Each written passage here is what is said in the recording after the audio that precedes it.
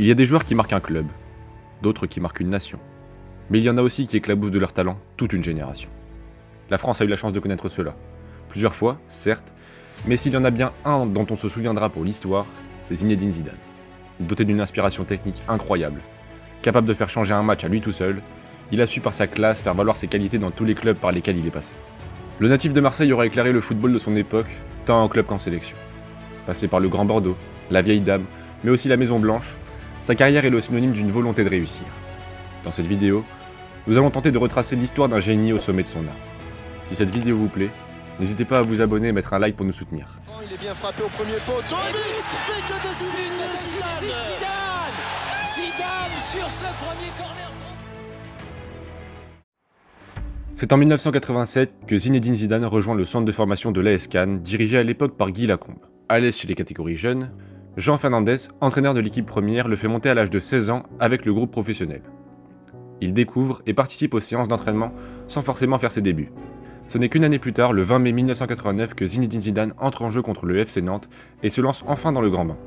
La saison suivante de 1989-1990 n'est pas à retenir pour le jeune joueur qui connaît les blessures et se détache de l'équipe A. Il faudra attendre septembre 1990 pour voir le Marseillais de retour sur les terrains de première division. Il enchaîne les matchs et s'illustre encore une fois face aux Canaries en inscrivant le but synonyme d'une victoire 2-1. Le joueur se met en avant, tout comme son équipe qui termine 4ème du championnat français, synonyme d'une place qualificative en Coupe UEFA. Contrairement à ce que l'on pouvait s'attendre, l'année 1991-1992 ne se passe pas de la meilleure des façons. Bien que Zidane et les siens aient éliminé Salgueiros au premier tour, il chute dès les 16e de finale contre le Dynamo Moscou, 2-1 au cumul des scores. Une déception pour le club qui avait les armes pour poursuivre dans la compétition. Tout comme la Coupe d'Europe, le championnat va être un véritable échec pour les Rouges et Blancs. Le club termine à la 19e place de ce classement et est donc rétrogradé en Ligue 2. Néanmoins, le joueur aura engrangé énormément d'expérience cette année-là en participant à 35 rencontres de première division. Il se sera mis en lumière avec des réalisations face au PSG, Nantes, Toulon ou encore Nîmes, mais ce ne sera pas suffisant pour redresser la barre cannaise. Tout proche de rejoindre son club de cœur, l'OM, le deal ne se fera finalement pas car les dirigeants marseillais considèrent qu'il manque de vitesse et de physique. Zidane atterrit à l'été 1992 à Bordeaux contre la somme de 460 000 €. Il y retrouve un certain Vicente Lizarazu, mais aussi Christophe Dugarry qui deviendront ensemble quelques années plus tard des icônes pour un pays. Lorsqu'il arrive, sa relation avec son entraîneur est plus que bonne. C'est d'ailleurs Roland Courbis qui lui donnera le surnom de Zizou, surnom qui le collera et le colle encore aujourd'hui. Ses débuts définissent très bien le joueur qu'il est. Un joueur humble, doté d'une qualité technique qui impressionne le staff ainsi que ses coéquipiers. Il est donc logiquement titularisé par son coach dès le début de saison et enchaîne sans jamais se retrouver sur le banc. Décisif dans le jeu avec 10 buts en 35 rencontres, il contribue fortement à la bonne saison bordelaise, se soldant par une 4ème place en voyant le club en Coupe UEFA. L'année suivante, le Français poursuit ses bonnes prestations. Il s'installe comme un des meilleurs jeunes du championnat. Son duo avec Christophe Dugarry, ses buts sur coup franc et son importance dans le jeu font la différence dans le collectif girondin. Ses réactions, parfois impulsives sur le terrain, font débat. C'est le cas notamment lors de la rencontre face à l'Olympique de Marseille, où Zidane donne un coup à Marcel Desailly, lui valant une expulsion. Cela ne l'empêche pas de briller. Il participe à la quasi-totalité des rencontres et inscrit 6 buts en première division, permettant à Bordeaux de terminer une nouvelle fois à la 4ème place du classement. Ses prestations lui valent le prix UNFP du meilleur espoir du championnat 1994. La France assiste à la naissance d'un vrai talent. Ce trophée et ses performances l'amènent en équipe de France. Le 17 août de la même année, il entre en jeu contre la République tchèque. Alors mené 2-0, il sauve les Bleus grâce à une sublime frappe et un but de la tête. Attention, frappe et but. Oh, celui-là il est beau. Mais. Il reprend avec Bordeaux pour une 3ème saison, équivalente aux précédentes avec un temps de jeu extraordinaire. Titulaire à 37 reprises, il inscrit 6 buts et délivre 6 passes décisives. Le club au scapulaire finit à la 7ème place, qualificatif pour la Coupe Intertoto. Remportant cette dernière, il se retrouve une nouvelle fois en Coupe UEFA pour la saison 95-96. Zidane réalise un parcours en championnat avec des prestations remarquables face à Nantes, Metz ou encore Paris. La Coupe d'Europe sourit aux siens, qui atteignent le dernier carré. Zidane, aux abords de la surface de réparation, Zidane, crochet, qui peut dans les bords du gars et qui marque. Voilà Bordeaux qui ouvre le score. Victorieux du Slavia Prague, ils font face au Bayern Munich en finale mais s'inclinent 2-0 à l'aller et 3-1 au retour. Une déception, mais l'occasion pour le numéro 7 de se montrer aux yeux de l'Europe. Avec une saison à 12 buts et 10 passes décisives toutes compétitions confondues, il remporte logiquement le prix UNFP du meilleur joueur de première division. Il attire forcément la convoitise des plus grands clubs d'Europe, mais se concentre sur l'Euro 96 avec l'équipe de France. Titulaire à chaque rencontre avec Aimé Jacquet, l'équipe s'incline en demi-finale contre la République tchèque.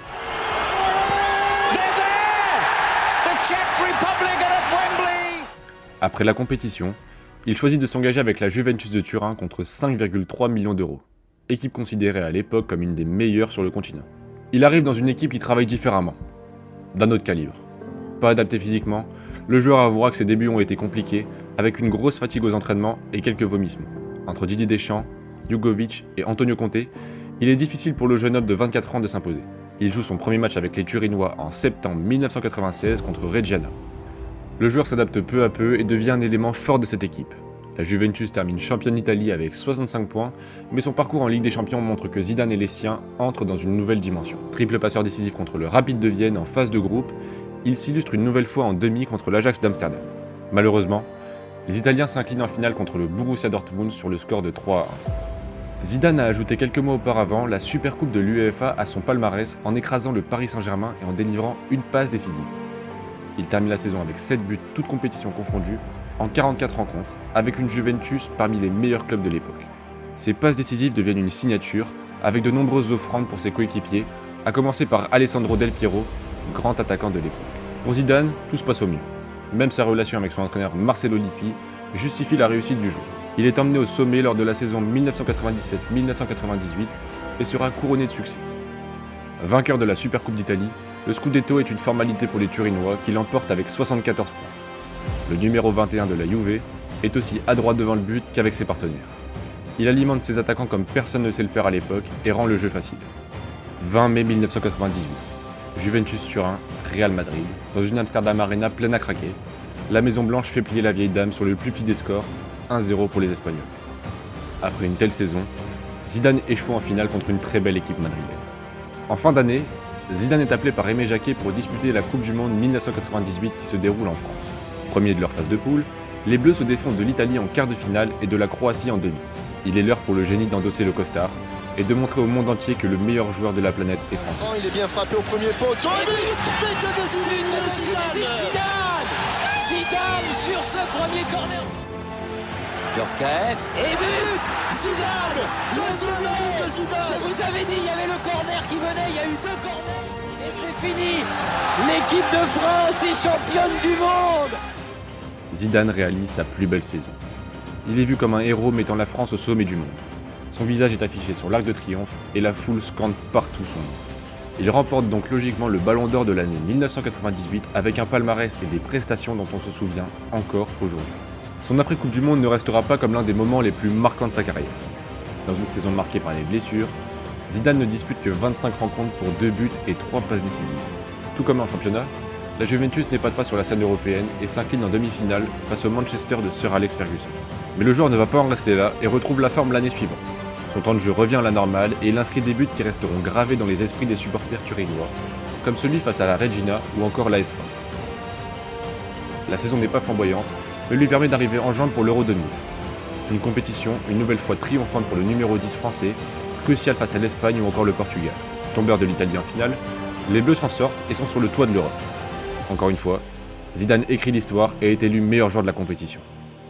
Après cela, il signe un retour avec la Juventus important puisqu'il délivre un grand nombre de passes décisives pour un autre Français, David Trezeguet. Il est quelquefois nommé capitaine des Noirs et Blancs, devenant un vrai cadre pour les jeunes de l'équipe. Aucun trophée remporté cette année-là pour celle qui sera sa dernière sous le maillot bianconeri. 75 millions d'euros, c'est la somme jamais payée à l'époque pour un tel joueur. Zidane signe au Real de Madrid et compose cette équipe de galactiques. Les débuts ne sont pas faciles pour le Marseillais et l'on doit attendre la mi-janvier pour le revoir à son vrai niveau. Au milieu de Makelele et Figo, le Real Madrid termine à la 3e place de la Liga, impuissant face à Valence et le Deportivo. L'objectif n'est pas là, puisque les Madrilènes réalisent un excellent parcours en Ligue des Champions. Décisif en demi-finale à l'aller comme au retour face à Barcelone, Zidane offre la victoire aux siens en finale face au Bayer Leverkusen. Levanta el cuero, ojo que está Zidane, empala Zidane, gol, gol, gol, gol, gol, gol, gol, gol, gol, gol, gol, gol, gol, gol, madre de mi vida, madre La de volée mi de vida. Glasgow propulse la capitale espagnole au sommet de l'Europe. Madrid remporte sa 9e coupe aux grandes oreilles. Après cela, il s'envole pour le mondial de 2002. Blessé lors des matchs de préparation, il manque à l'équipe de France qui est éliminée dès les phases de poule. Champion en 2003 avec le Real et les Galactiques, L'équipe s'essouffle petit à petit, perdant même en 2004 la Coupe du Roi. La période n'est pas bonne pour Zidane, qui tombe en quart de finale de l'Euro 2004 face à celle qui allait remporter la compétition, la Grèce. Il décide donc de mettre un terme à sa carrière en équipe de France. Ses dernières saisons à la Maison Blanche sont marquées par les désillusions européennes et nationales. Bien qu'il soit parmi les meilleurs joueurs mondiaux, il ne remporte plus de trophées avec le club. 2005-2006 sera sa dernière saison à Madrid. Malgré quelques absences, il réussit tout de même à inscrire 9 buts et délivrer 11 passes décisives en Ligue 1. Les mauvais résultats du club madrilène amènent la démission du président Florentino Pérez. Après 49 buts et 69 passes décisives, le numéro 5 termine son parcours au Real Madrid alors âgé de 32 ans. Il décide cette même année de faire son retour avec l'équipe de France et participe aux éliminatoires du mondial avec le pays. Oui, il est bien là, Zinedine Zidane, après une parenthèse d'1 an, revient chez les Bleus avec le brassard de capitaine.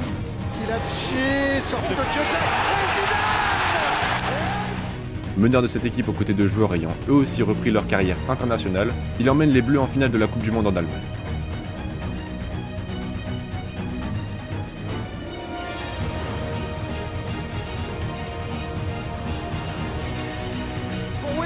pour Zinedine Zidane, El Magnifico au bout, le but, El Magnifico, sur le ballon, il se sort, superbement. Oui, Zidane, la conduite de balle, les dribbles. Zidane par-dessus Ronaldo, et allez.